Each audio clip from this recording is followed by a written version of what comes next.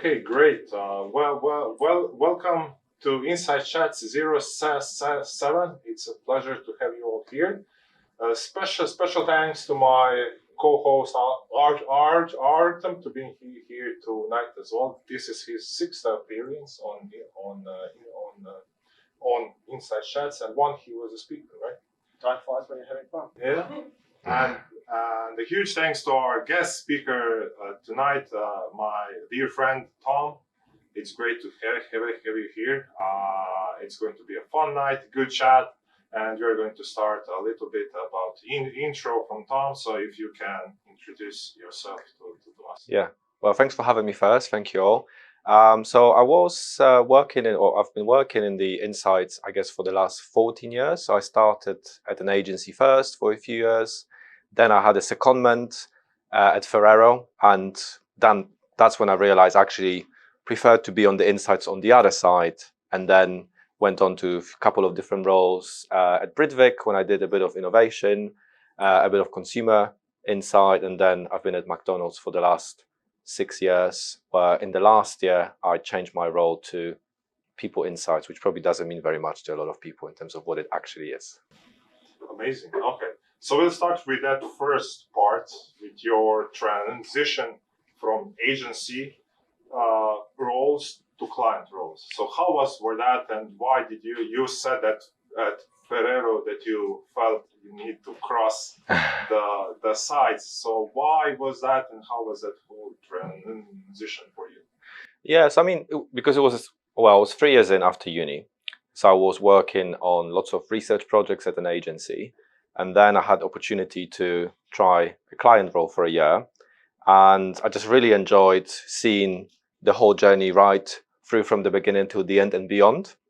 So as much as I enjoyed working on a variety of projects at an agency, I just really loved how you can actually understand what actually happens with that information or those outputs, and see the whole journey well beyond just the project I was working on. So that's how it started, and that's what I really liked. So that's the part. So I assume you had the same thing as like a lot of agencies ask themselves what happens with the research. Yeah. When it's done, when we send it, what's the next phase? So yeah. So you wanted to see that. Right? Exactly, because it goes into the big black hole, right? That's how it feels sometimes. You don't know what happens. So yeah, exactly. So yeah, it was. So what happens? Well, that's when I sort of realized that there's just so many other things I just never thought about, because being quite early on in the career, I thought, well, it's a great job. You get these agencies to do all this work for you, and that's all. That's that you just tell them what to do. But actually, there's just so much more in terms of engaging people, making sure, I guess, that what you brief out in commission actually meets the needs. So I've really enjoyed understanding how this process works, and sort of trying to, I guess, get the right balance between what the agency can deliver and what the business actually needs to do with it in terms of the whole journey, how it influences the decision. And it's an input into what much bigger machine, I guess, of different decisions along the way. And with that, what did the internal stakeholders really look for in a good insight? Well, that really depends on who you ask, probably. But I think people just want it to be as simple as possible, right? So no one cares about, I guess, all the slides and report. Like, people usually, at least internal stakeholders of people who commission research, they normally want an answer, ideally a page or two. Yes, it's lovely if there is a story that's much broader that influences something else, but normally it's a very straightforward transactional thing they really want. So I think a simple answer to the question they actually have asked in the first place is really what they look for. So clarity. And going a step back, so can you describe from your point of view what's the difference between agency like insights role and client insights role, like day to day, and which one is harder? I think they both have their own difficult. I don't know if one or the other. I think what's harder on the agency side, I think, is time management. because I think, as clients come in, briefs come in, it's much harder to manage their expectations and change deadlines. I think that's one thing that's, I think, a little bit easier to manage on the client side, where if priorities sort of start to rack up, I think you have more control over managing that. I think that's probably the main difference I found. But other than that, they all have very different challenges. So of course, on the agency side, you're responsible for the whole cycle from A to Z, from the moment a question comes in or the brief comes in to a successful delivery. When it comes to, I guess, the difference, so there's, of course, you manage that project, you have to make sure that you go through the different cycles of that project and deliver to the best of your ability and against the brief. If you do that same thing on the client side, I guess you have to make sure that, yes, you collaborate with the agency to meet the needs, but then the hardest part, I think, is making sure that those expectations are matched. I think the expectation is a difficult thing, especially when you work with people who don't understand research, because when you work with agencies, it doesn't have to be research, it could be any subject that's where they are experts, but you're working with people who really understand it very well, and they focus on that niche, whereas a lot of times your internal customers have no idea about what you actually do. For them, it's another black hole it goes into. They ask a question, they don't know what actually happens behind the scenes. So you're responsible to, I guess, make sure. So these are the challenges, is managing those expectations, because people sometimes might expect too much, which you probably find working with clients where maybe they expect something different, or it's quite difficult to actually draw the line, because they ask for one thing and then before you know, it could be 10 other things. But that's because maybe that person is getting quite a lot of pressure from somebody else. So there's, you almost like a buffer. I think it's quite difficult in that sense. How do you manage that? How do you manage the prioritization of the requests that come from internal stakeholders? Yeah. You must have different business units, so different types of questions get asked. How does that all work? Well, yeah, that's $1 million question. How you prioritize, it's difficult. But so I think it all comes down to relationships, I think. So you, I guess, the most important thing is focusing on what matters the most to the business, so where there's most impact. And then, of course, people you have closest relationships with, you might be more likely to also, I guess, lean in and help. But yeah, I think you prioritize primarily based on where you think there's most impact. And what about the skills that you need for agency side and client side? Do you think that you need different set of skills for those roles? No, I think softer skills are the same. So it all comes down to, I guess, working with people, understanding the subject matter, being the subject matter expert in the area. I think it gets more complicated. I think the technical skills are very different. So depending, of course, what you do, but if you work in the insight space these days, it's becoming very data centric. So I think your understanding of, broader application of data in the organization, how that data fits in with every other data that might be there in the business. So at places like McDonald's these days, it's, I think, still on the growth journey in terms of trying to combine all these data sources into something meaningful and quite comprehensive. But that's the kind of journey where we go, and I think that's probably the main difference. We're quite early into the new year, so let's say February. How do you plan the research that you will do the year ahead? Is some of the research recurring? Is it ongoing? Or is there something that you allocate time that you just know, okay, we'll keep this month free? Yeah. Because we'll know something will come in. No, well, I don't think you can plan for those 3 months, because it's always a lot of things are quite unexpected. You probably have those experiences yourself. But I think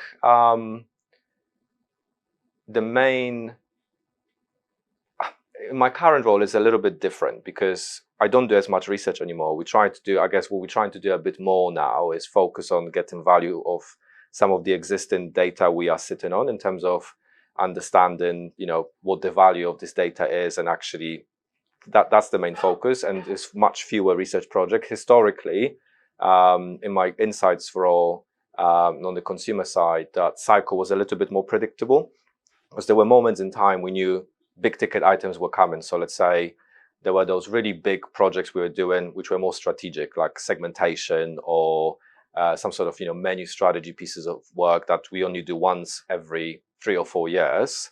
So this would take up months in terms of development. So these were the big ones. So the bigger ones we would plan ahead and try to manage, but there would always be something last minute, something someone forgets about, and yeah, so it's a bit of a balancing act. Okay, good. So let's now, we talked a little bit about your agency part of the career. Let's now transition to your dream job, brand or client roles, and let's try to tackle the main goal of today's chat: how to build a good relationship client agency. And first of all, let's set up the terms: what client means, and what client means to you, and what is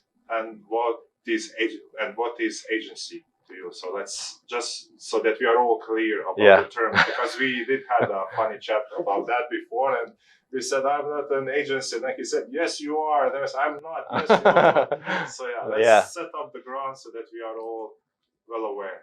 Yeah, so I mean, I guess just for really simplistic terms, client is a person, let's say, commissioning a service.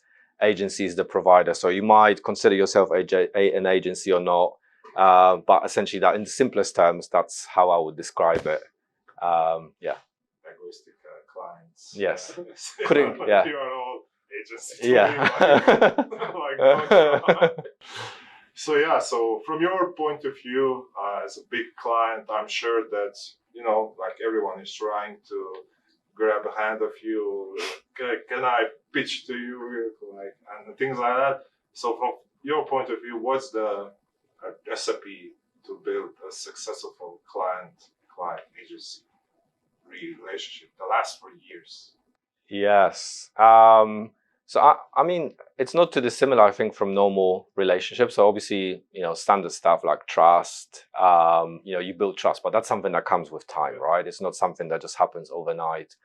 But what's really important, I think, is that both people try to make the effort, and there's lots of, I think, needs a lot of mutual respect, of course, but trying to understand. So from, I think, agency perspective, I think with those agents, when agencies, I think, are most successful from what I've seen, is where people are really trying to lean in and understand what your problems are and trying to help you manage your problems, because as any supplier you will work with, they're just a person, and they will deal with a whole host of problems internally, maybe difficult stakeholders they have internally, unexpected curveballs, change of expectations.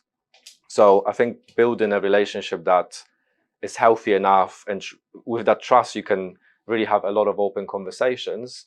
I think you can be quite flexible in terms of how you try to support the other person. So I think that's where I would start. So the trust is the main part. Yeah, and I think it really, I think leaning in to understand the other person and the problems they have, I think that's really important. So how much do you allow the agency to know about your problem? Because I'm sure that you can't reveal,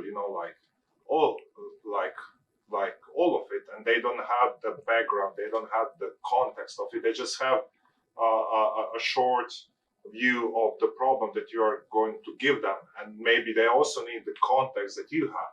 So how much do you give to them, so they can understand, truly? Yeah, I don't think they need any sensitive information to build that relationship. I think it's regular conversations. I think as you work on a number of initiatives or projects, I think you will sort of naturally begin to understand and know a little bit more about ways of working, who they have to work with, what kind of decisions they need to deliver. So I think it's just really spending time to just hear about what they're trying to do. And that expectations piece is really important, because sometimes, myself included, I probably went into projects not really knowing maybe what exactly we're trying to fix. And it sounds really stupid, but sometimes you end up people just asking for something and they don't really know why they asked for it in the first place. So I think if a supplier asks good, challenging questions, that's, I think, the best you can get as well. That's how you build those relationships, because they're there to help you, not to necessarily make things difficult for you, but to actually help you get to the better outcome that actually solves the genuine problem, which people sometimes haven't really thought about in the first place. It's easier to jump to solution where, I've worked on a number of projects where someone asks you for something as a solution, but they're not really defining what problem is actually solving. They don't know what question they're answering, but they know almost what answer they're looking for, if that makes sense. Okay. And how does the roster of the agencies under you evolve over time? I imagine you started the role, there were some incumbents with whom you didn't have a relationship. How does that evolve over time? And I think a second part to that, do you have a set number of agencies you like to work with just to keep things easy, or does it ebb and flow? Yeah, so we don't have a very, very strict process in terms of managing the existing suppliers. Where it gets very difficult is onboarding new suppliers. So I think where it gets really quite tricky for us is all the sort of steps you have to go through, supply chain. So even if you work with somebody by default, they would have to go through really, really rigorous testing, right? Supply chain, making sure they're not breaking any laws, et cetera, et cetera. You have data security. So because McDonald's is so big on data security and generally they wouldn't want anything wrong to happen with, let's say, customer data they hold. They treat everybody with the same level of scrutiny, which makes it super difficult to actually onboard new people. And actually, it then requires an investment because we literally need to have a team of people and lawyers getting involved in the vetting of those suppliers. So that's the trickiest part, I think, where it's a bit more difficult for us to steer away. But other than that, we can use as many as we want from the people we already have on the system. But we're not as strict as some other big brands, which I'm sure you probably dealt with, where there's literally almost like a competition every year or once every couple of years where you're either in or out. And does that happen? Do you run that process or no? No, it's not an official process as such, yeah. Yeah, I think maybe globally, but locally, I don't think so. So does the process, which sounds like you don't like to do, like bring someone new, does that stops you or sometimes holds you trying a new, agency or a method or a play, does that prevent that? It can, I think. I think there's also depends on who asks for this and what is it for. So of course, if it's a really big initiative and the leadership really need an answer and none of the existing suppliers can meet those demands, things just, the rules get sort of slightly more flexible. But other than that, it can be quite difficult, yes, because then you end up having, let's say, an interesting approach on the page, but it might slow you down. So that's also a big challenge where I think in bigger companies, there's a lot of red tape, which I'm sure is there for the right reasons because you protect the big brand, right? You don't want to just onboard anybody anytime because you don't know what risks come with it. So that I know it's there for the right reasons, but it can be challenging, yeah. It slows you down. You mentioned that there's a global layer to it and I guess a local market layer. Yeah. How does that work internally within the business? Do you get mandated certain partner relationships? In terms of working with suppliers? Yes. Yeah, some of them. So with, let's say, advertising or media, they're pretty fixed, as an example. But when it comes to research, probably less so. I think there's certain programs that are standardized, that are done across whole regions or the world. But we have a bit more room to maneuver. Yeah. Than, let's say, if you were to be working with an advertising agency. And is your role global or local? So would you conduct research for other, let's call it, smaller markets or LATAM, EMEA? How does that work? No, so UK is actually one of the most successful McDonald's markets. So we're sort of big enough to do our own thing. But I think the direction of travel at the moment is probably a little bit more central. That's really, that's the journey. So I think there will be more and more international and global projects as we move forward. But it's still, it's a really big company, but it's really decentralized. So to give an example, there's more than 200 finance systems in the world, in the company, which is absolutely insane. They want to bring it to one, but you can imagine how interesting that must be. Yeah, so it really varies where you look at. In advertising, there's a handful of agencies. When you go through to some of the other layers, there's literally dozens and dozens, if not hundreds.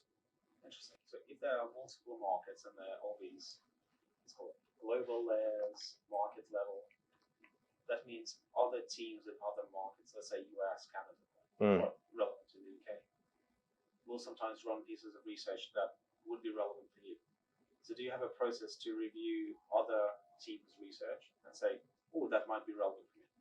Yeah, it's an interesting one because I've heard for a number of years, lots of companies try to do that. And so McDonald's, for example, has this global, I guess, a repository of all the research that people upload from around the world. And there's literally an answer to everything there. And it's not just McDonald's, the big companies like Unilever, for example, have had it for years as well, where you literally, I think it was Unilever CEO who said, we literally as a company know answer to every question. The problem is trying to get to the right resources because it's all there, right? And there's transferable knowledge, you can get that. In practice, I don't think it works just yet because you have lots of local nuances. I think, people always want to treat everything as their own baby. So it could be the same problem or question that might be answered in the same way, but unless someone does it and engages people in this way where they feel part of it, it's never going to be as impactful. So it's tricky. I don't think I've ever seen an example of other markets work that then is impactful locally somewhere else. But there's lots of global pieces which are applicable to a degree. But I think if you do multinational studies, they only scratch the surface most of the time. So they're very useful for global decisions when you're trying to launch something in multiple markets or, come up even an advertising campaign that works in a couple of geographies is helpful, but it never captures the local nuance. So it's a balance. You need both, I think. You'll never be able to just have one global and one local, completely global and not have a local equivalent. So you said like two main things to make it work, like trust and expectations, right? So yeah, so you would agree on that. So when you work with an agency, it all starts with a brief, right, from your side. Would you say?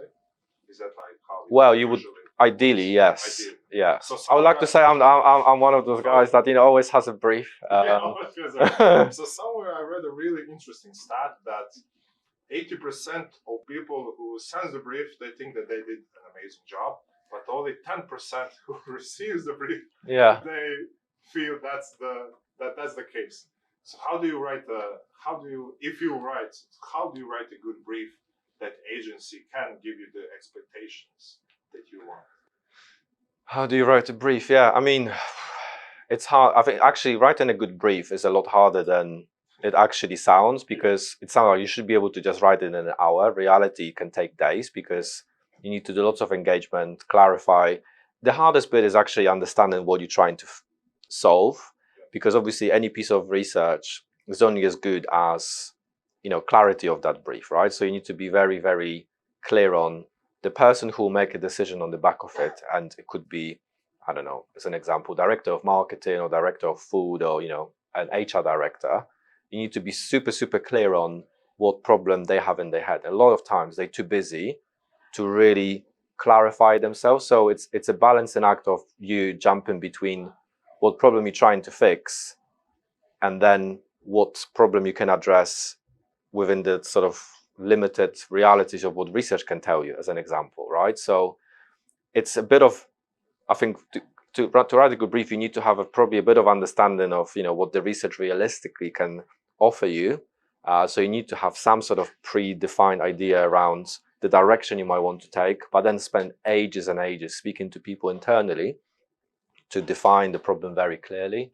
I think that's really how you write the best brief, and then have a number of conversations with your supplier as well. Unless it's a very simple problem, of course, it can be as simple as what's the most impactful color for this, or what's the most impactful claim, or whatever. But normally it's a lot more nuanced than that. So this is, I think, what I'm getting to is like that internal engagement is very hard, and that's the majority of it. How much of your, let's call it, neck do you put on the line when you select a certain agency or supplier? Because there's that quote, right? Yeah. Nobody ever got fired by going with IBM. So when you choose an up-and-coming agency versus a known brand, is there a risk to that decision? I don't know if it's, I mean, the thing about those big brands is probably the fact that, it's probably not going to be wrong. It might not be particularly insightful or exciting, but it's not going to be wrong because they very well tested and tried models, and there's a bit cookie cutter stuff. It's not going to be wrong, but it could be very generic where it's just not that insightful. But I think if you look at generally what's on the line, there's definitely reputation, because if you do nothing, the agency is amazing, they give you amazing output, it's going to make you look good. No one will care whether you were involved or not. Essentially, it reflects on you as a person, and vice versa. No matter how hard you tried, if in the end the output doesn't meet the needs, it's still going to look bad on you. So in those relationships, going back to that point, I think it's just bearing that in mind, is that actually you're not working with just that company, you're actually working with that person who is going to be in some way either rewarded or look bad as a result of this. So when you are choosing an agency, you said like the main part is that they give you an output that is relevant to your business problem, right? You want to have the application of it. So do you care about the method, how they do it? How do they come to that insight they deliver to you? Do you care about that part, or you rely that they are going to pick the best one for the case? Yeah, so probably it goes back to how well you know them, how much trust you have in them, how many times you've done this. So I think within any sort of insights role, your part of your job is to remain professional and understand the detail. But your stakeholders internally most likely will not really be interested in that. They trust you to do that due diligence. So I would care about the detail to make sure it stands, but probably less than maybe sometimes agencies think we do. I think probably the biggest, as I've received so many proposals over the years, I think the biggest problem is when people focus so much on the approach, they forget about the outcome. And I think I would say 80% of what people care about is the outcome, and give me enough reassurance that yes, you're going to do the things, you will do your due diligence and things will be correct. And yes, you have the right approach and experience, but actually the bulk of it is, what am I going to get at the end of it? And that's probably one of the questions where sometimes ask, what are the outputs? I feel sometimes people maybe don't think about the output as much as they think about the approach, and the outputs get sort of figured out later down the line. But I think if you starting with output is actually what people care about the most. It's like what actually is going to be delivered on the back of it. So 80-20%. Yeah, I would say so, yeah. Enough confidence so it's not completely made up, but I like Pareto. So what would be the recommendations to agency in that case? And let's call it pitching to brands. Like yeah. Well, me especially. I mean,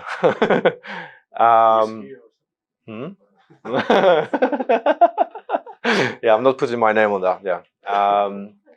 So, in what sense? In terms of pitching to people, what does a good pitch look like? So you mentioned maybe outcomes. So is it previous case studies to highlight that, or is it something else? Yes, I think specific to the problem, actually, what is it that you actually get in on the back of it, and how is it going to unlock your decision? I think sometimes also make it a little bit more exciting. So there could be, I think videos as a simple example work really well. Just bringing it to life does a job. I think the amount of same sterile PowerPoints people receive every day and just scroll through.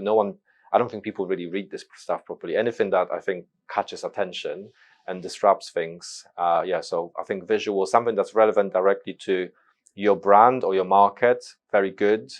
I think that's also a bit of a problem sometimes where things can be too generic.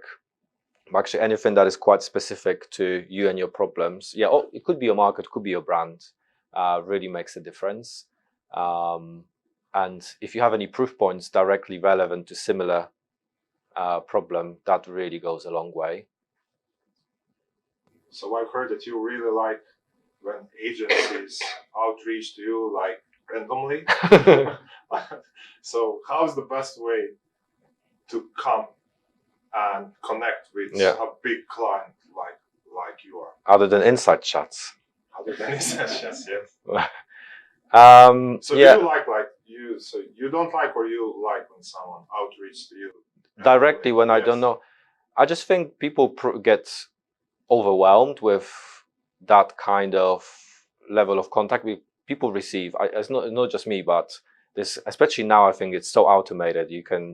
I don't even know how they scrape the web to get those email addresses, but I get so many emails, and I How doubt many do you get per day, for example? On at least a average? few per day. I would say Yeah. few per day. Try. So per week is like 15. Maybe, yeah. Sometimes more, sometimes less, but definitely there's a constant flow of messages about stuff. But and I think it comes down to trust as well. And I think it's very difficult for someone, unless it literally something hits you, to know what would have to be in this email. I don't think I've ever responded, or I'm sorry, not that I've never responded. I've never sort of taken action on the back of it that led to a successful relationship. I think it always is via somebody, or is a recommendation, or you meet someone somewhere. There's always a link somewhere. So I think that's probably a much more effective way of even an event like this or similar. I think would be far more effective. Or creating some sort of online forums, online discussions, anywhere where people come to you, because I think when they get approached, there's probably more of a wall that you have to climb over, which is much harder. But also on events, I know like that can be like a little bit like pushy for you guys as well. Like, especially if you go to these like big events where they are like just like hordes of them, like, is that him? And then like they're trying to be nice and connect, but you can see like down the line what they're, like. So how do you? Yeah. I think I've approached a number of people at those events when it's on my terms, where I see something interesting that I know is relevant, because you actually then yourself express interest in that. So of course, yes, you probably need to deploy lots of different tactics to then close that deal in the end. So they need you to put you in that room and then make you come to them. And close the door so you can't leave. Yeah. But I don't think. I guess this. I don't know if I have a clear answer as to what is the most effective way of doing it, but I would say definitely just cold calling, emails. I don't think it definitely doesn't work for me. No. But I think if you know what you stand for and you're relevant, and create a bit of buzz, reputation, and put something out there, people are going to be interested. Sometimes it could be things like, I've downloaded reports before where you have to put in your email, and it's fine. I might have a chat with somebody. Like that, I've done that, but it needs to be. I think it's the value. It comes down to value exchange, right? It's what's in it for you, and you responding to a cold call and email. There's nothing in it for you. Yeah. Is there a way that you could track how competitive an agency or supplier is versus the market over time? Yes, I mean it depends on what kind of work. So I would say with continuous kind of relationships where you maybe sign up for a year, 2, 3 bigger contracts, you would do more due diligence on that. I would say on sort of more regular ad hoc kind of work, I think it actually comes down to value more than, which is quite a complex equation, right? So it's not always the price in terms of competitiveness. So it's quite complex to actually evaluate it. So yes, we have like different spreadsheets from supply chain when you can rate people based on different things and costs and so on. But it's just part of the equation, I think.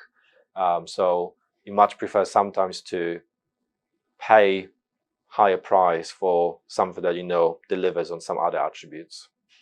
But for ad hoc work, I don't think we necessarily do a huge amount of ongoing benchmarking, as long as we know that, relatively speaking, it's not completely ridiculous price. Okay, and then now let's switch to your final phase of your career. The last. Hopefully not final. Still do, yeah. But yeah, so last 2 years, right? Yeah. 2 years over. You did the final leap. You again changed the size, but now you change from consumer insights to people insights. Yeah. Is that a made-up role, or is that a real job? So what is a people insights? Yeah. Well, it's actually one of the fastest growing areas of the insights. Okay, yeah. Very good. What is it? I mean, like, so I guess any insight space, right, is trying to solve complex problems to help business make simple decisions. I guess that's the sort of easiest. Trying to make sense out of lots of data. Could be internal data, could be external research. Trying to make sense out of it. So, in this sense, I think HR. I have no idea. I had no idea about HR before a year ago, before I joined this. So I have known necessarily not enough, or didn't have any experience in that field. But the key thing about, I guess, where this industry is going is trying to catch up, I think, with more like business analytics, where there's a lot more data for much longer. And now I think the HR space is catching up with having lots of new systems in place. So previously, like probably 10, 15 years ago, there wasn't really that much data about people. It was all very, very subjective, not much data or analytical expertise within the industry. So there's a bit of that catching up. There's all of a sudden, all this data is available. And you have on the other end, all this technology coming down the line that enables you to unlock so much potential from this information. So it's an interesting space where I think everyone is figuring it out. But ultimately, the simplest example of maybe what People Insights is, you try to help business make more efficient decisions around their workforce, right? So obviously, cost of labor in most businesses is huge. In most retailers, it's probably about a third of your cost is basically labor. It's massive. A third of your actual, the value of the company of sales of your net worth would be actually cost of labor. It can be huge in some companies. So if any impact you can make on that by making it more efficient, and that could be reducing the turnover or hiring better talent or whatever, in terms of the commercial value, it's a no-brainer. It's huge.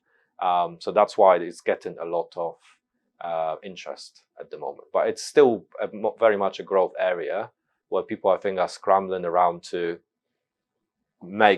put data in one place so you can actually make sense of it. I don't think we're quite yet at the place where people really know much what to do with it. There's some companies that do it really well, but it's still a journey. But definitely AI and that kind of stuff is unlocking a lot of potential. But it all relies on data quality, and at the moment, I think that's the biggest problem. I imagine that's hyper local, so there's so many ways to filter and segment that data set. So how do you tackle that challenge? How do you look for patterns? Yeah, so I think where companies are going now, all the big companies, McDonald's included, are trying to get away from localization and try to globalize it as much as possible for those synergies. So if you can combine data from, the whole of Europe or, 20, 30, 40 markets you're in that are the biggest, you'll all of a sudden end up with, a huge pool of data and actually synergies around how you manage it, what conclusions you make on the back of it, what models you build. So I think locally is actually much harder to do because I think building those data warehouses and making sense out of it locally, it's just, these are millions and millions of pounds you have to invest. If you did that in every market, it's just really not a good investment. So who pushed? I know that because we know each other. I know that was a brand new role, right? And the new thing. So I'm curious, who pushed for it? Was that a push from the consumer insights team, or I'm curious who saw the value, in bringing in insights to HR? Yeah, so I think. So actually, HR have, I think, started that position a few years ago, but it evolved a little bit. So because the whole industry is still going through its infancy stage, I think at the time it was more reporting focused. So I'd say it was called People Insights, but it was very heavy around analytics and reporting, which is a huge part of it and probably not my area of strength. And that's why I need to develop myself. But that's where it came from. And I think now where it's going is trying to, yes, you need to have this sort of, the analytics in place, but you actually need to learn a lot from some of the other parts of the insight. I think business consumer analytics are probably a lot more developed in solving problems. So there are some interesting synergies there. But yeah, it started with HR to begin with. But I think it depends on the company. Some companies are structuring those teams differently, and because everyone is on a journey, sometimes they are combining those capabilities. So you might have business analytics and people analytics or HR analytics combined in some structures. So it really varies. I don't know what the perfect model is because it's really, really fast moving and changing right now with all the developments in data, basically. But it seems to have similar problems where, not necessarily problems, but opportunities. So if you can join the dots and, streamline how many different data warehouses you build in and how, what are the synergies to build various predictive analytic models, you can probably win quite a lot if you start combining those. Before we go to the Q&A, is there any case study from any of those roles that you would like to share or anything like interesting? I'm sure that we, because it's such an iconic brand, is there any like cool case study that you can share? Yeah, I don't know about case study, but I think what, really blew my mind is I think this the number of people that even work in the UK alone. So if you look at, the number of people that are in UK alone in terms of restaurants, around 170,000 people. If you actually look through how many people you need to hire in the next few years to cover the growth and replace people who leave, because it's a big turnover kind of place, because people study, people come and go, like it's normal. You end up in, a few 100,000 people in the next sort of 3 to 5 years, which is like a big city in terms of number of people that actually go through the work there. So yeah, that's in the people space, that was quite interesting. And it shows you, I think the scale of it, and also how much impact you can have. If you can reduce it by, a few percent, you can get into, huge commercial wins. Do you have anything to add? So many questions, so little time. So let's open it up. Yeah. Okay, so we can switch to Q&A. Does anyone have a question for our dear guest? So what type of research do you outsource, and what is the value add that you see in that specifically? So I think we outsource probably most, as a company, most of research. I think it's internal data analytics, it's pretty in-house, but externally is anything when you try to get a perspective from consumers or sometimes prospective employees. And the value there is, we just don't have the infrastructure to, I guess you have to have teams of people to actually manage the day-to-day process of it, and the expertise as well. So people who work on multiple projects and clients have far more value to add than internal people in terms of how they interpret that information, and access to tools as well.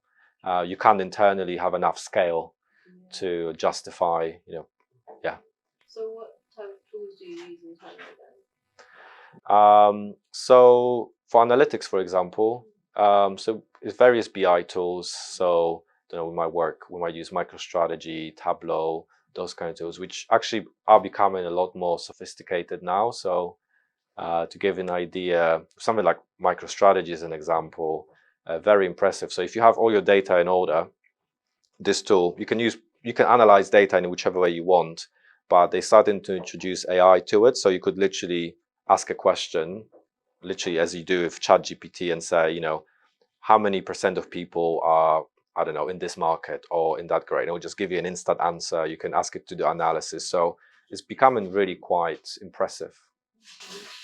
And how much would you say you use that every day? That specifically not using yet because it's too early on. So actually, even from the data security perspective, we're not even going there yet. But as a tool itself for simpler analysis and so on, sort of as a team, we use it daily. Yeah. From the GPT-enabled functionality. Not that bit, no, we don't touch that yet. Actually, globally, we go in through like big review, again, coming down to data security, because there's quite a lot of watch outs. A lot of it is open AI, so you don't actually know where this data is going, what does happen with, what happens to ownership of it when you, stick it in the ChatGPT, who actually owns that then?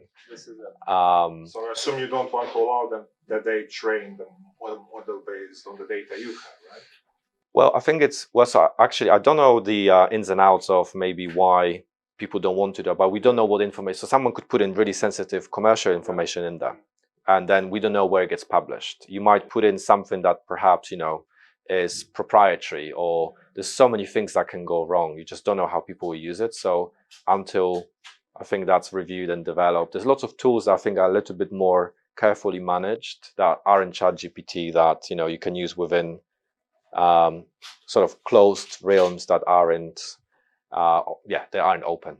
Yeah, this is a huge issue. We've had the same journey with Tableau and Tableau Pulse, and that legal contract almost had it made you not want to use it. Yeah, it's too many. Again, there's so many areas of conflict. Yeah. Potential conflict. Yeah, exactly. And then if something goes wrong, who actually takes the liability? Like, you just don't know. Yeah. Good. Do we have any other questions? Yes. With the agency work, has there been a scenario where you haven't been satisfied with the deliverable? And if there's been that sort of case, how did it go? Yeah, I think time is probably one of the trickiest ones where you have some internal deadlines and things get derailed. So yeah, it happens quite a lot. It's not necessarily that not satisfied, but there's things that maybe haven't been quite delivered against maybe the expectations that I've had, or maybe I made someone expect internally. So yeah, that happens quite a lot. Deliverables actually sometimes I think this is why the outputs are very important, to actually clarify what is it specifically that's within scope of something you deliver. Because very often you get something back and it's like, oh, is that it? Oh yeah, but you can expect something completely different, or it doesn't cover the answer. Next slide. No. Or it just doesn't answer the challenge. So I think this clarity of expectations, that's huge. I think that's the biggest problem, and then time again. What's like quite a lot, you said, like quite Time. a lot of them miss. Timings are, I think time is probably the biggest watch out. So what I do normally is I try to have a bit of a leeway. So you say that you send to them a false or wrong date before the one that you have. No, that's not the wrong. Is I allow time to be able to digest it, ask the question, answers, and I know that there's always needs to be a bit of a buffer to have a conversation, because you just don't know how things will play. And I know there's a lot of unexpected things in the back end that will happen I don't know about. But if you leave it too close to the wire, when you say, okay, I need to send it to the next person tomorrow, I need it by 5 p.m. the day before. If that slips, then yeah. Fair enough. Any other questions? Yes, sorry. Yeah. Great chat, by the way, Tom. Very informative, and I like the whole style that we have today. But maybe you've already addressed this, so I apologize if you have. But on any given day, like how many agencies are you guys working with? And then also, like, what are the logistics of like knowing which agency or partner, supplier that you need to work with for certain things, and then what are like those types of steps that you can go through, or is that decision made at a higher level, let's say, where you were being told like, okay, this is what we're doing? Yeah, I think it probably depends on the area, but it's quite a lot, I would say, different suppliers you could probably work with. What was the second part of your question? How do you make a decision? Yeah, like with ones. Yeah. I think the reality is everyone pigeonholes people into areas that they're really good at. Like, I don't think you believe that someone can be good across the piece, right? So you're either good with, advertising, or like communication development, or qualitative stuff, or you're really good with pricing, or you're really good with segment. Like, you end up being known for something. It could be right or wrong, but that's how it normally works. If you think of, we even have like those matrix setups where we know, okay, these are our, who do we go for if we had a problem with XYZ? And they might be doing the whole lot, but you end up going to very specific partners that you value for those specific skills. We need to define your quite a lot. So it's quite a lot, 5 to 10, 10 plus, 15 plus. So in the consumer space, I would probably say at least 5 to 10 you work with quite frequently, but there's probably 10 to 20, like in research alone, I would say, right, that you work with in a year. Yeah. And how big was your team, like in consumer? So for the size of the business, quite small. I think it was maybe in the consumer space, it was like 6, 7 people, but total insights, including the business, is probably like maybe 15. So yeah, it's quite a lean team. Because I went to an event recently in one of the banks here in Canary Wharf, and I won't mention their name, but in just people insights, which literally it's in McDonald's in UK, it's 3 of us or 4. They had 80 people in there, 80 just in the people insights. So these teams. So why is the difference? Do you think that's yours? They are trying to outsource more just to save on that cost because they don't like the fixed cost of a big team. No, so this is actually a global function, so it's slightly different. So globally, we also have more people there, but I think it just depends on your model, right? So in bank, you're going to have a very different, very different setup, very different, cost ratios. So they will be able to afford really, really big headcounts. Whereas, in the retail space, you'll be a lot leaner. So we'll have, several people in global function and lots of contractors who sort of are part of the team, but they wouldn't be a day-to-day team. But yeah, these teams can be massive. Okay. I think with that, we are going to close. Thanks so much for being here today and for a great chat.